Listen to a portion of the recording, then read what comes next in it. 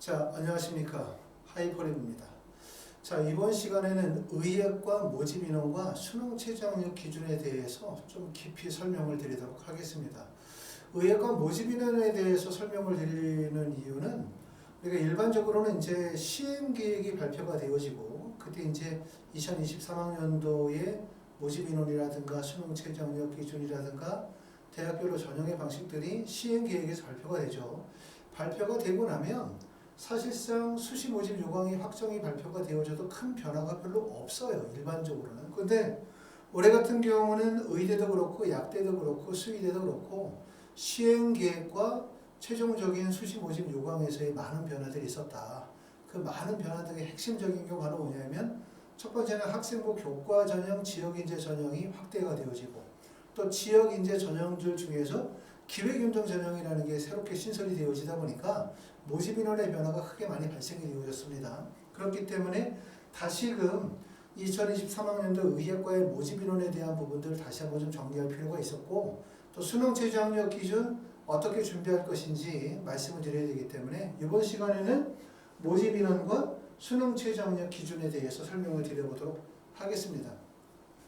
자, 수능 최저학력 기준은 사실은 우리가 의대 가는 데 있어서 되게 중요한 요소 중에 하나죠. 우리가 의대를 가고 싶다라고 하면 제일 첫 번째 중요한 게 뭔가라고 생각하면 학생부 교과 성적이겠죠. 두 번째는 학생부 비교과. 이것을 묶어서 우리가 학생부의 종합적인 경쟁력이라고 할 수 있고 그 다음에 세 번째 필요한 게 뭐냐라고 물어보면 수능 최저학력 기준. 그 다음에 필요한 게 자기소개서나 면접. 그 다음에 또 고려해야 되는 사항 중에 하나가 학교 프로파일에 대해서 고려가 있어야 된다라고 말씀을 드렸기 때문에 일반 대학이 의학과에 비해서 좀 복잡하다고 말씀을 드릴 수가 있어요. 그 중에서 우리가 제일 중요한 부분 중에 하나가 수능 최저학력 기준이 되게 중요하다. 수능 최저학력 기준이 중요한 이유는 수능 체제를 충족하기 어렵기 때문에 중요하다도 있지만 중요한 건 뭐냐면 수능 결과를 보지 않은 상태에서 수능 결과를 예측하고 이를 통해서 9월에 원서를 써야 되기 때문에 어려운 점이죠. 근데 우리가 8월이나 9월이라는 시점을 학생들에게 어떤 시점이 되어지냐 하면 사실 학생이나 부모님도 8월이나 9월에는 희망이 많죠. 꿈이 많고 그리고 아이도 가고 싶은 대학이 되게 높은 시점이란 말이에요. 그 시점에서 눌러가면서 상향, 적정, 안정 지원의 원서를 써야 되는데 이게 원서 지원이 쉽지 않거든요. 나는 틀림없이 할 수 있을 것 같고 나는 저 정도 수능 체제는 충분히 도달할 수 있을 것 같고 또 우리 애는 충분히 할 수 있을 것 같고 라고 생각하는 시기가 8, 9월이라는 얘기죠. 결국은 희망이 많이 담겨져 있는 시기이다 보니까 결국 수능 체제의 어려움은 수능 체제를 도달하기가 어렵다가 아니라 수능 체제를 예측하는 시점이 9월 수능 시험을 보는 시기는 11월. 다시 말해서 결과를 예측하고 원서를 써야 되는데 그 9월이라는 시기가 꿈과 희망이 매우 많은 시기다 보니까 상향 지원이 될 가능성이 되게 높다. 이 말씀을 드릴 수 있고요. 자, 지금 보시는 것처럼 이제 2022학년도의 수능 결과를 토대로 보니까 국어 영역의 수능에 응시했었던 학생들이 44만 6,580명이 응시를 했습니다. 수학은 42만 9,799명, 95.9% 응시했고 영어는 44만 5,562명, 과탐 같은 경우는 20만 6,550명 정도가 응시를 했어요. 예를 들어 내가 6월에 시험을 봤었더니 6월 모의고사 평가원에서 국어 1등급을 맞고 수학을 2등급을 맞고 영어 1등급을 맞고 과탐은 두 개 영역에서 다 1등급을 맞았다. 또 이 학생이 9월 모의고사 시험을 봤더니 국어 1등급, 수학 1등급, 영어 2등급, 과탐 1등급과 2등급을 맞았다 라고 가정했었을 때 과연 우리는 수능에서 몇 등급 정도가 나올 거라고 예상할 수 있나? 이 부분이 정말 어렵죠. 판단하기가. 그렇죠? 대부분의 사람들은 뭐라고 생각하냐면 6월이나 9월에 성적이 나왔었던 것만큼 실제 수능에서 성적이 나올 것이라는 예상을 많이 갖죠. 그리고 그 예상을 많이 하는 것만큼 또 성적대에 맞춰서 원서를 쓰려고 하는 경향들이 많은데 이전에도 말씀을 드렸지만 우리가 6월 평가원 시험의 결과를 확인했더니 어떤 결과가 나왔냐.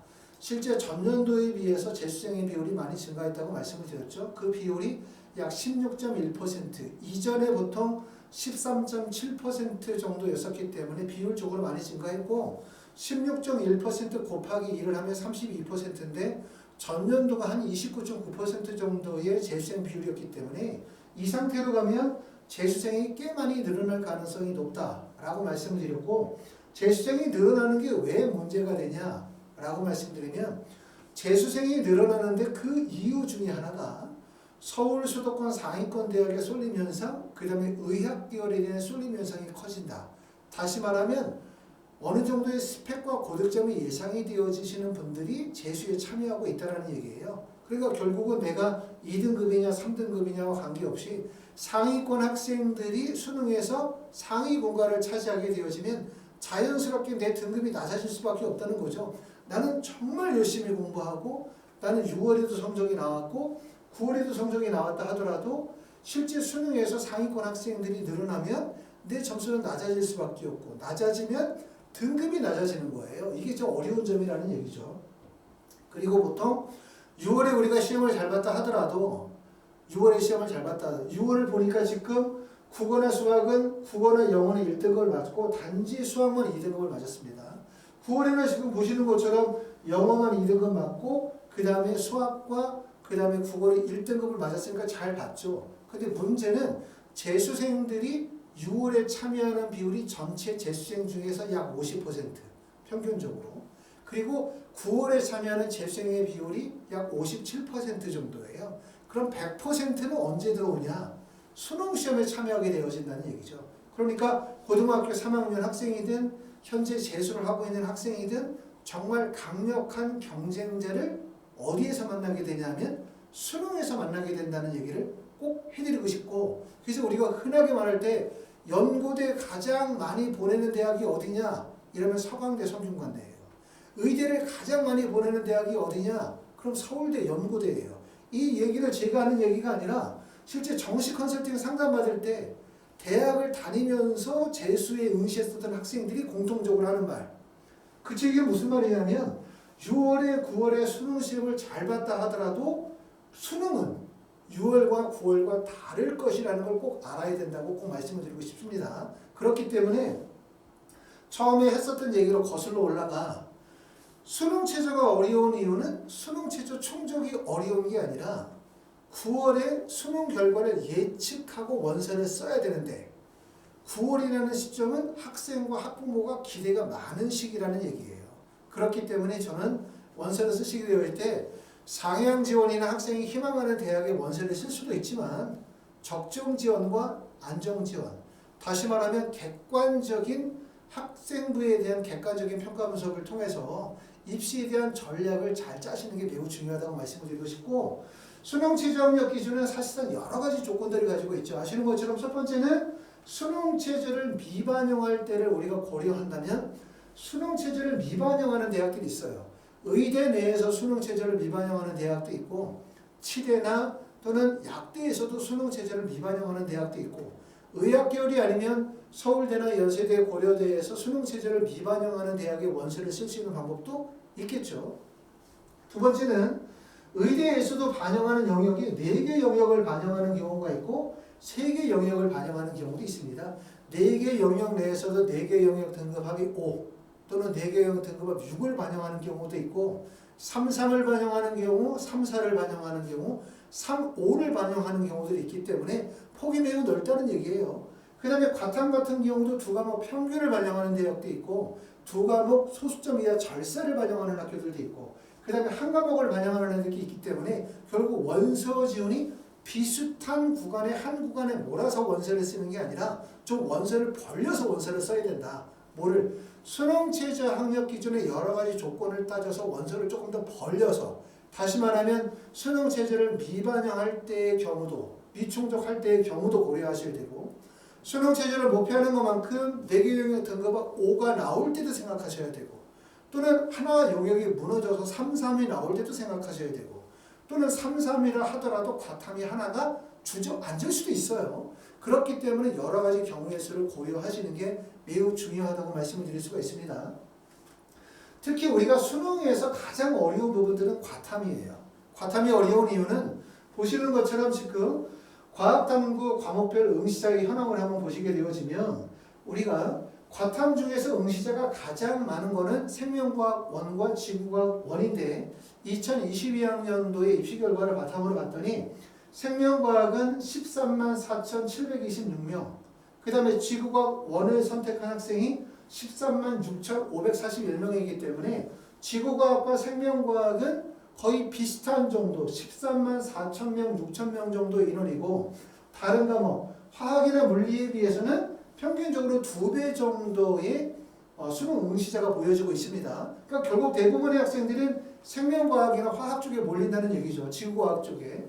그 다음에 투과목 같은 경우도 보시는 것처럼 가장 많이 학생들이 선택하는 과목은 생명과학이 65,015명, 그 다음에 지구과학이 35,000, 그 다음에 화학이 33,000, 물리 같은 경우는 3만 명 정도, 3,000명입니다. 3만 명이 아니라.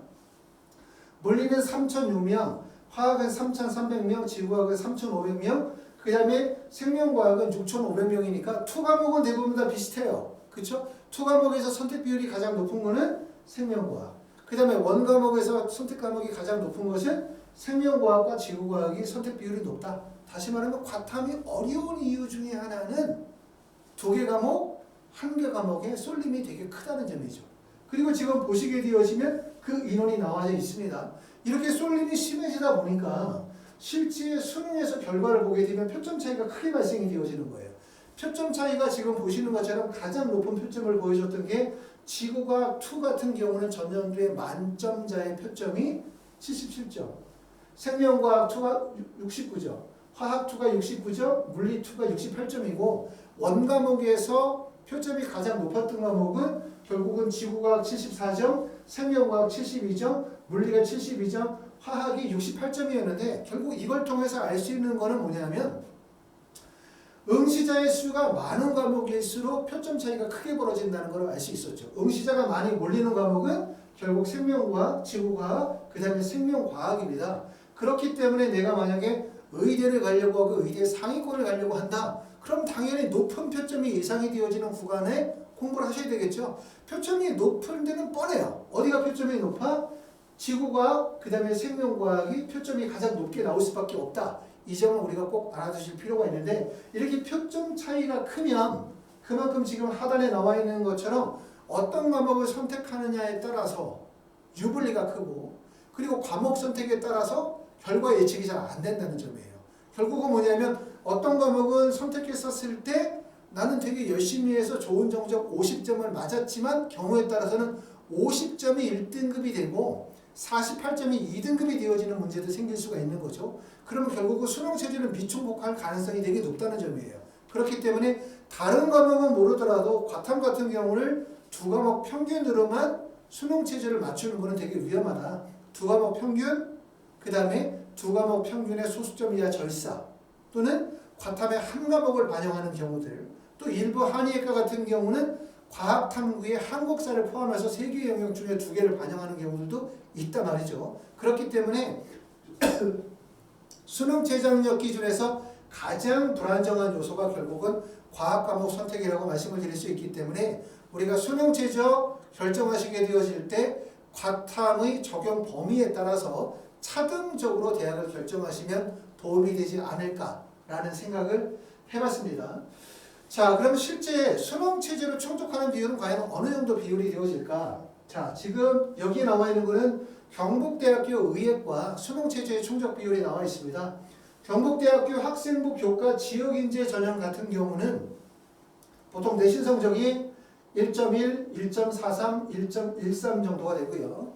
경북대학교 학생부 종합 일반 전형은 2.11, 1.88, 2.25 정도 되고 그 다음에 경북대학교 학생부 종합 지역인재 전형의 내신 평균은 1.62, 1.72, 1.45 정도의 내신 성적이 되어지는데 우리가 관심 있는 부분들은 수능 최저 충족률이에요. 다시 말하면 지원한 학생들 10명 중에서 실제 수능 체제를 충족하는 학생들의 비율이 어느 정도 되어질까? 이 점인데 지금 보시면 경북대학교 학생부 교과 지역인재 전형의 수능 최저 충족 비율이 29.9%, 28.8, 24.4%, 학생부 종합 일반 같은 경우는 26.6%, 2021학년도에 10.4%, 2020년도에는 10.8%예요. 그 다음에 학생부 종합 지역인재 전형은 34.7%, 32.2%, 35.3%에 해당이 되죠. 자, 그러면 지금 보시는 것처럼 학생부 종합 일반에서 2020년도와 2021학년도에 수능체조 충족 비율을 봤더니 10.8%, 10.4%, 다시 말하면 10명 지원자 중에서 수능체조를 충족하는 학생이 1명이라는 거예요. 9명이 수능체조를 다 충족을 못했다는 얘기죠. 그럼 이런 얘기는 결국 뭐냐면 수능체조만 충족하게 되어진다면 합격 가능성이 매우 크다라는 의미이기 때문에 수능체조 충족하면 합격 가능성이 매우 높구나. 평균적으로 봤더니 의예과에 원서를 쓰는 학생들 중에서 수능체조 충족 비율이 약 30% 정도 되는구나. 대학들마다 차이가 있지만 대략적으로 30% 정도 되어진다라고 생각하셔도 돼요. 근데 중요한 거는 이런 데이터를 보면 우리는 이런 생각을 하죠. 나는 전체 100 중에서 10% 안에 들 거야. 그쵸? 내가 10%가 아닌 수능체조를 충족하지 못하는 90% 안에 들 거라고 생각하지 않죠. 근데 사실은 그렇지 않다는 거죠. 중요한 점은 뭐냐면 그만큼 여기서 보는 충족 비율이 30%다, 충족 비율이 10%라는 것은 결론적으로 얘기하면 수능체제의 충족이 그만큼 어려운 조건이 될 수밖에 없다는 얘기입니다. 자, 우리가 수능체제는 점차적으로 수능체제가 완화가 되어지고 있기 때문에 수능체제 충족 가능성이 높아졌고, 특히 전년도에 문과와 이과가 통합이 되어지면서 자연계 상위권 학생들이 수능체제 가능성이 더욱더 높아진 것은 긍정적인 요소이지만 결국 의예과 합격에 있어서 수능체제가 여전히 커다란 걸림돌이 되고 있는 건 틀림이 없어요. 그래서 이걸 보여드리는 이유는 뭐냐면 9월에 우리가 원서를 쓰게 되어질 때 11월에 보는 수능 성적에 대해서 너무나 낙관적으로만 생각하지 말자. 그쵸? 실제 내가 열심히 잘하고 있고 성적이 잘 나올 수 있다 하더라도 재수생의 숫자가 늘어나고 상위권 아이들이 늘어나게 되어지면 내 성적은 어쩔 수 없이 낮아질 수밖에 없다. 또 과탐이 여러 가지 난이도 차이에 있어서 내가 선택한 과목에서 불리함이 있을 수도 있다. 그렇기 때문에 원서를 쓰게 되어질 때는 4개 영역을 반영하는 학교도 쓰고 3개 영역을 반영하는 학교도 쓰고 과탐 2과목 평균도 쓰고 절사도 쓰고 그 다음에 한 과목을 반영하는 학교 다양한 형태의 수능체조 조건을 원서를 쓰셔야만 나중에 수능시험 보시고 난 다음에 그 결과에 따라서 지원 대학에 살아남을 수가 있다는 점, 이 점에 대해서 말씀을 드리고 싶습니다. 자, 지금서부터는 이제 수능체조 학력 기준에 대해서 설명을 드리게 될 거고, 그 다음에 아까도 말씀드렸던 것처럼 대부분 시행계획이 나오면 수시 모집 요강에서 시행계획의 인원이 바뀌진 않아요. 자, 그냥 대부분 다 시행계획대로 모집 요강이 확정이 되어지는 경우가 많은데 올해는 시행계획에서 우리가 5월에 발표가 되어진 모집 요강과 많은 변화가 있습니다. 그 가장 큰 변화는 수능체조 학력 기준이나 전형 방식은 거의 변화가 없고 가장 큰 변화는 모집 인원의 변화, 그 다음에 신설 전형의 변화라고 말씀을 드릴 수가 있습니다. 하나씩 우리가 수능체조 학력 기준에 대해서 한번 표로 만들어서 정리해 보도록 하겠습니다. 자, 보시는 것처럼 수능체제를 미반영하는 의예과는 서울대부터 시작해서 건양대학교 학생부 교과 지역인재까지 다양한 학교들이 있는데 서울대학교 일반 전형은 전년도 65명에서 53명으로 인원이 줄었습니다. 결국 인원이 12명 정도 인원이 줄었는데 명심할 거는 인원이 줄었다.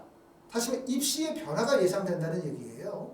2023학년도에 2022학년도와 달리 입시의 변화가 예상이 되는 것은 몇 가지 조건이 있죠. 첫 번째 조건, 모집 인원이 큰 폭에서 줄거나 큰 폭에서 늘었다. 그럼 입시의 변화가 예상이 될 수 있고, 두 번째, 수능체조 학력 기준이 완화되거나 강화되어졌다. 그럼 입시의 변화가 예상이 돼요.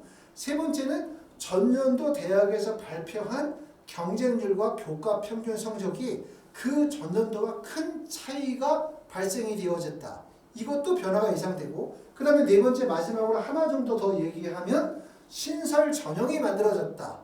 그렇죠? 그런 경우도 변화가 예상이 되어진다는 얘기예요. 그렇기 때문에 모집 인원이 큰 폭에서 늘거나 큰 폭에서 줄게 되어지면 2022학년도의 입시 결과와 다른 2023학년도에 입시 결과가 예상이 되어지기 때문에 모집 인원의 변화를 주의 깊게 보셔야 된다고 말씀을 드립니다.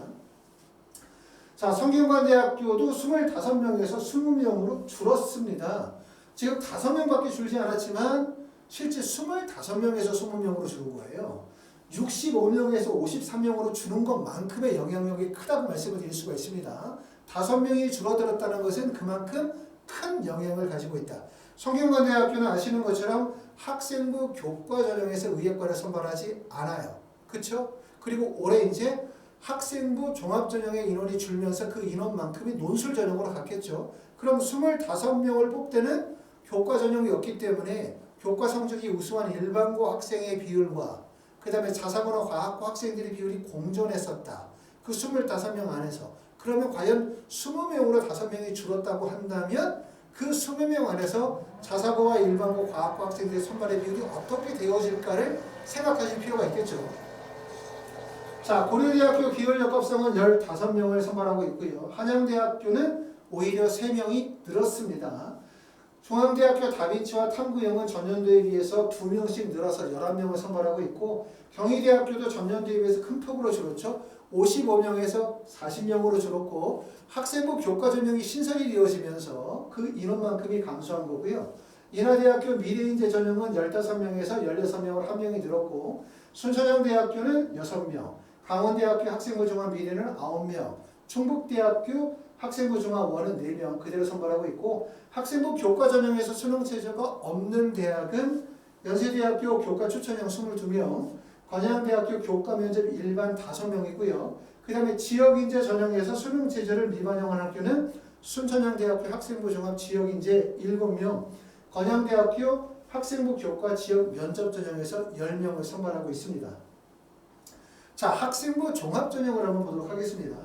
학생부 종합 전형에서는 지금 보시는 것처럼 4개 영역을 반영하는 학교, 3개 영역을 반영하는 학교가 있는데 4개 영역을 반영하는 학교는 첫 번째는 고려대학교 학업부 수영은 36명을 뽑고 그 다음에 이화여대 미래인재 13명, 아주대 에이스 20명, 전북대학교 큰사람 9명을 선발하고 있습니다. 대부분 모집 인원은 서울 수도권에 있는 대학들은 모집 인원의 변화가 없어요. 시행계획과 최종적 수십 모집에서. 하지만 대부분 변화가 발생이 되어지는 것은 지역인재 전형과 관련이 되어진 대학들이 시행계획에서 최종 모집 요강의 변화에서 발생이 되어지고 있습니다. 자, 특히 이제 보실 점은 울산대학교죠. 울산대학교 학생부 종합 면접형 같은 경우가 전년도에 14명을 선발했는데 인원이 10명으로 줄었습니다. 엄청나게 인원이 큰 폭에서 감소했다고 보실 수가 있겠죠. 그렇기 때문에 이런 대학교 원서를 쓰시게 되어질 때는 전년도와 다른 입시의 변화가 예상이 되어지기 때문에 원서 쓰실 때 신중하게 고려하시고 원서를 쓰셔야 될 것 같고 가천대학교 가천의예과는 20명, 경북대학교 학생부 종합 일반은 10명에서 무려 22명으로 인원이 큰 폭으로 늘었습니다. 이런 점들을 주의하실 필요가 있고 대신 이렇게 인원이 급격하게 늘어나게 되어지면 많은 분들이 기회가 발생이 되어질 거라고 생각해요. 사실 어떻게 보면 인원이 늘어나는 전형들보다 인원이 다소 감소하는 전형이 더 유리할 수도 있다. 왜냐하면 인원이 늘어나면 많은 분들이 그게 기회라고 생각하고 기회라고 생각하면 몰리니까 경쟁률이 높아져요. 경쟁률이 높으면 일단 불리하죠. 하지만 인원이 감소하게 되어지면 원서를 쓰시게 되어질 때 대부분의 분들이 불안해하시면서 소극적으로 접근할 가능성이 높거든요. 그렇기 때문에 이렇게 인원이 큰 폭으로 늘어나는 게 유리한 게 아니다 라고 말씀을 드리고 싶고 가톨릭대학교 학회장 추천 전형은 24명에서 25명으로 1명이 늘었고 건국대 글로컬 코지토는 12명, 계명대학교 4명, 단국대천하는 15명, 충남대학교 프리즘은 19명, 충북대학교 학생부 종합2는 4명, 가톨릭 관동대학교 CK는 8명을 선발하고 전남대학교 고교생활 우수자 전형은 12명에서 5명으로 인원이 큰 폭으로 줄었습니다. 결국은 전남대학교 학생부 종합전형의 인원이 줄어든 만큼 교과 지역인재 전형의 선발 비율이 늘었겠죠. 경상대학교 일반전형은 인원이 3명입니다. 보시는 것처럼 수능 체제를 3개 반영하느냐 4개 반영하느냐에 따라서 다양한 선택지가 존재하겠죠. 그렇기 때문에 예를 들어서 원서를 쓸 때 이렇게 쓰지 말라는 거예요. 나는 4개 영역 등급가 5인 학교에 몰아서 쓰는 거야. 고려대학교, 이화여대, 아주대학교. 이렇게 원서를 몰아서 쓰거나 아니면 수능 체제를 3.3 전형이나 3.4 전형에만 몰아서 원서를 쓰게 되어지면 자칫 잘못하면 수능이 예상치 못한 결과가 나올 수 있다. 내가 수능 시험을 못 본다는 거는 뭐냐면 4개 영역 등급합 4를 예상을 했는데 4개 영역 등급합 5가 나오는 게 아니에요.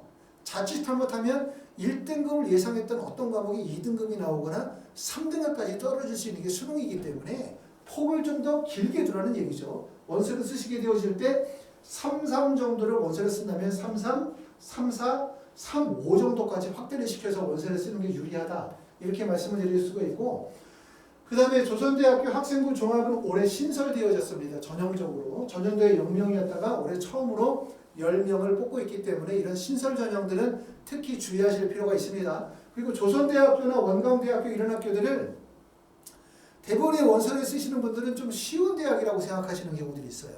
물론 조선대학교나 원광대학교가 서울대나 연세대보다 높은 대학이라고 말할 수는 없기 때문에 대부분 원서를 쓰시는 분들이 서울대나 연세대에 원서를 쓰시는 분다 조선대나 원광대에 쓰시는 분들이 나름대로의 학생부의 평가가 조금 더 낮다고 생각하시는 분들, 경쟁력이 부족하시다고 생각하시는 분들이 원서를 쓸 가능성이 높겠죠. 하지만 전에도 말씀을 드렸지만 수시는 정시와 다르다. 어떤 점이 다르냐? 정시는 말 그대로 수능 성적 표준 점수 100분의 1을 통해서 정량 평가이기 때문에 대학의 서열의 순위가 1등부터 꼴찌까지가 다 정해지는 거죠. 그렇죠? 점수로. 하지만 수시 전형은 정성평가 전형이에요. 대학마다 평가 방식도 다르고 그 다음에 서류 평가 방식도 다르고 대학에서 뽑고자 하는 인재도 다르고 대학에 지원하는 학생들의 유형도 다 다르단 말이에요.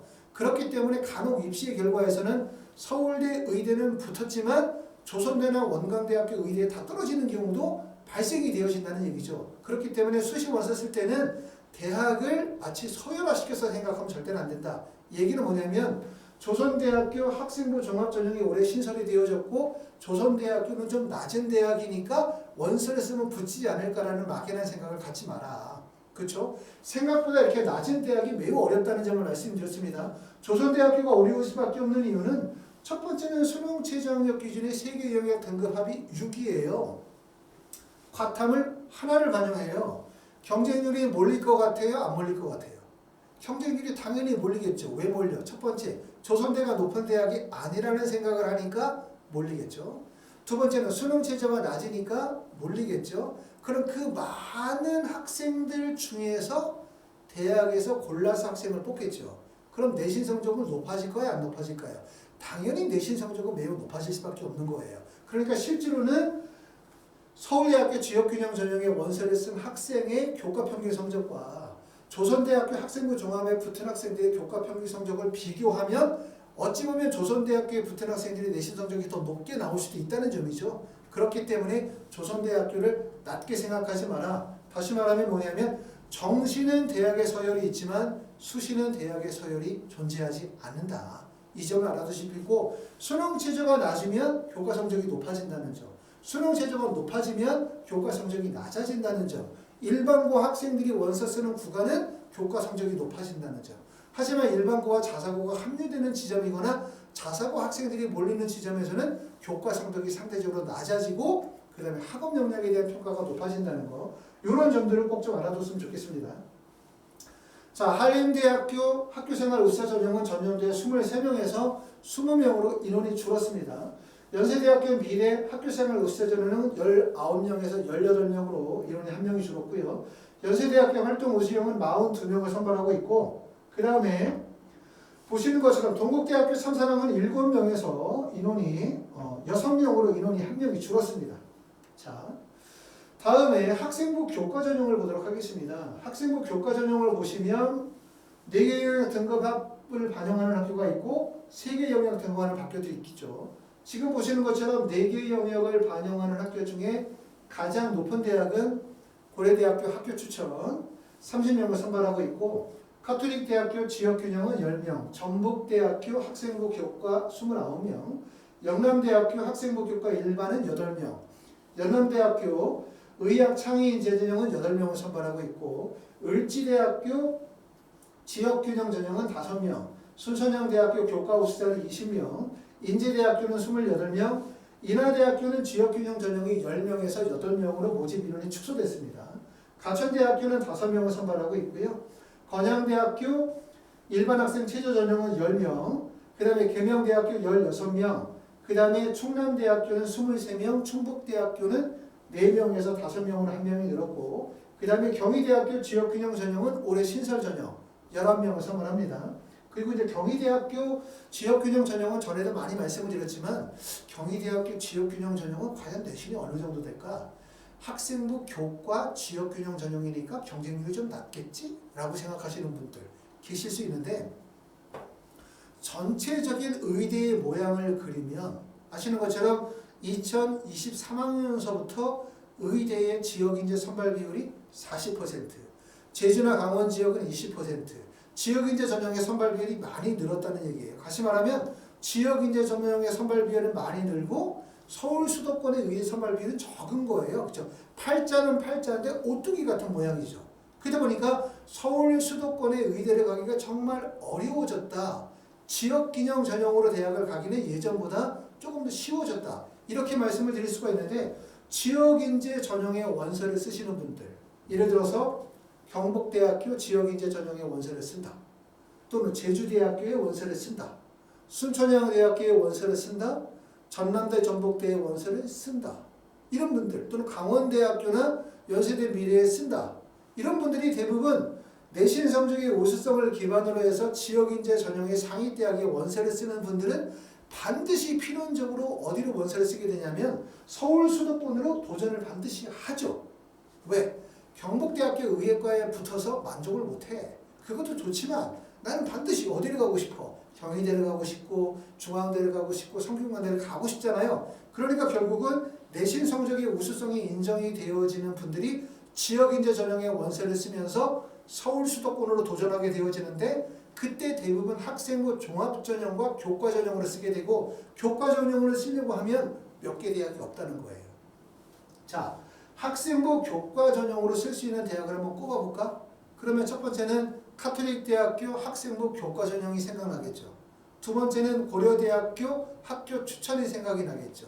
그 다음에 인하대학교 지역균형 생각나시고 그 다음에 가천대학교 지역균형 생각나시고 그러고 나면 남는 거로 생각할 수 있는 부분이 경희대학교 지역균형 신설전형이에요. 결국은 몇 개 안 된다는 거죠. 그러다 보니까 전년도에 카톨릭대학교 지역균형 전형의 경쟁률이 무려 40대 1의 경쟁률이 나온 이유가 바로 거기 있다. 그렇기 때문에 의대 전체 구간 중에서 원서 지원이 가장 어려운데 가장 원서 지원이 어려운 구간이 서울 수도권에 있는 지역균형 전형 학생부 교과 전형이 가장 힘들다. 이렇게 말씀을 드릴 수가 있고 가급적이면 그런 전형의 원서 지원은 피하는 게 좋다라고 말씀을 드리고 싶습니다. 왜냐하면 전체 의대 모양을 가만히 생각을 해보세요.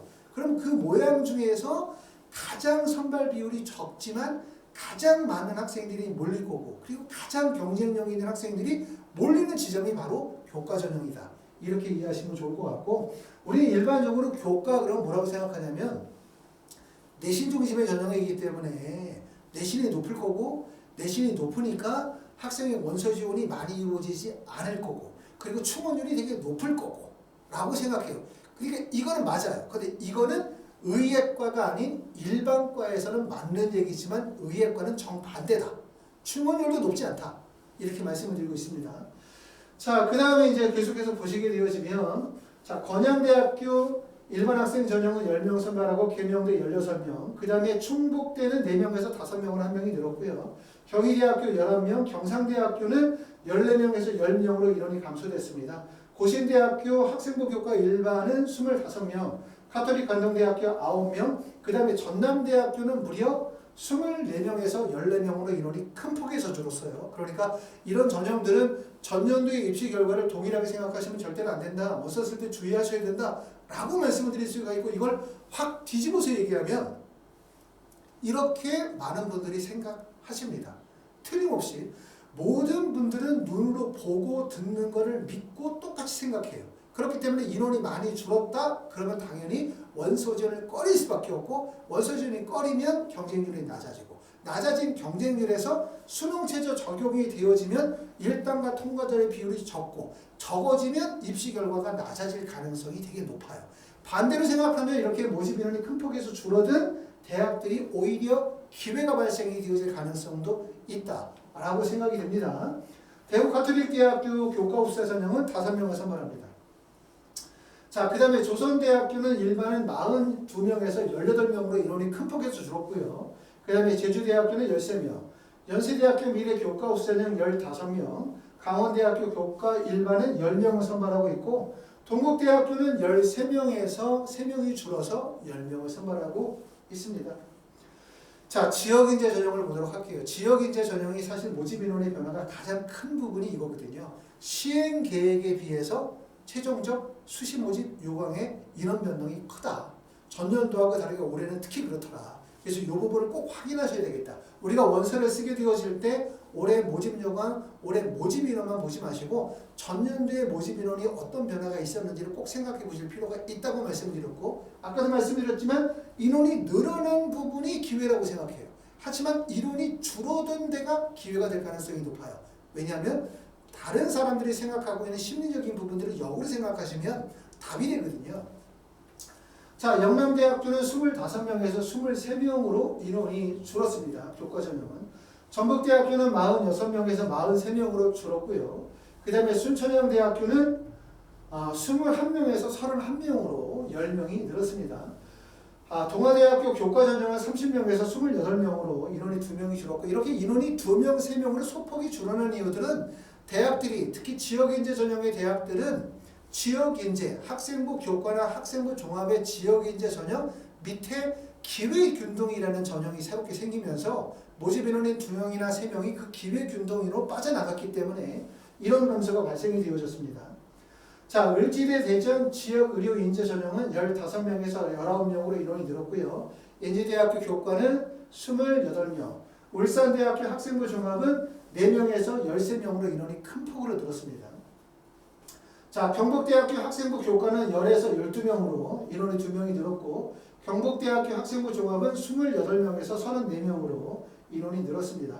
계명대학교는 19명에서 24명으로 충남대학교는 23명에서 20명으로 인원이 3명이 줄었고 부산대학교는 그냥 30명 그대로 유지하고 있습니다. 아시는 것처럼 부산대학교는 학생부 교과든 종합이든 지역인재 전형에서만 선발하고 있기 때문에 지역인재 전형에 해당되지 않으신 분들은 원서를 쓰실 수가 없고 지금 보시는 것처럼 울산대학교도 이렇게 학생부 종합 지역인재 전형의 선발 비율이 4명에서 13명으로 늘어나는 것은 최근에 울산대학교가 여러 가지 논란이 되게 많았죠. 그렇죠? 그러다 보니까 결국 울산대학교가 취지에 맞게 울산에 있는 대학으로 의과대학으로 자리매김을 하기 위해서 입시 어느 정도의 조치를 취하고 있지 않나 지역인재 전형을 확대시켜 나가는 이유 중에 하나라고 보여지고요.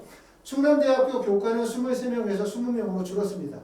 건국대 글로컬은 12명, 건양대학교 교과는 10명, 제주대학교는 6명에서 7명, 그 다음에 원광대학교 학생부 종합 전북은 30명, 그 다음에 종합 광주는 10명으로 인원이 정해져 있고요. 한림대학교는 15명에서 16명으로 인원이 늘었습니다. 연세대학교 미래 강원인재 전형은 14명에서 18명으로 그 다음에 강원대학교 교과 전형은 15명에서 14명 그 다음에 동국대학교 경주 교과 지역인재 전형은 10명에서 11명으로 인원이 늘었습니다. 자, 우리가 꼭 원서 쓰실 때 확인하실 부분은 조금 전에 말씀드렸었던 것처럼 시행계획과 최종적으로 모집 인원에서 인원 변동이 어떻게 발생이 되어졌는지를 꼭 확인하실 필요가 있겠다 말씀을 드리고 그리고 두 번째는 이렇게 표로 보여드리고 있는 이유는 뭐냐면 원서를 쓰시게 되어질 때 우리가 9월 하지만 수능은 11월 다시 말하면 예측 불가능한 수능 결과에 대해서 그걸 확신하면서 원서를 쓰기 때문에 수능 체제를 조금 더 계단식으로 단계별로 원서 지원을 짜시면 좋겠다. 수능 체제 미반영하는 전형의 원서, 학생부 교과 전형에 대한 고려, 학생부 지역인재 전형에 대한 고려, 3, 4 또는 3, 5 또는 4, 5, 4, 6 그 다음에 의예과, 치의예과 여러 가지 경우에 대한 부분들을 종합적으로 고려하셔서 원서를 쓰시는 게 좋으실 것 같다는 생각이 듭니다. 어찌됐든 이제 의대 원서 지원은 일반 대학의 원서의 지원에 비해서 매우 복잡하죠. 그리고 제가 이제 이렇게 자꾸 의대에 대해서 중점적으로 영상을 올려드리고 설명을 드리는 이유도 일반 대학에 비해서 복잡하니까 연구할 만한 가치가 있거든요. 사실상. 그렇기 때문에 이제 자꾸 이런 내용들을 분석해서 설명을 드리고 있고, 이번 시간에 이제 의예과의 최종 모집 인원, 그 다음에 수능 최저 학력 기준에 대해서 말씀을 드린 부분들은 여러분께서 이런 부분들을 꼭 좀 참고하셔가지고 준비하셨으면 좋겠다라고 하는 취지에서 설명을 드렸습니다. 아까 보여드렸었던 이 표는 사실 제가 볼 때는 이 영상을 좀 보시면서 학교를 구분짓고 선택하시게 되어지면 여러 가지로 이로운 점이 있을 것 같습니다. 잘 참고하셔가지고 보시도록 하고 또 다음 영상에서 뵙도록 하겠습니다. 감사합니다.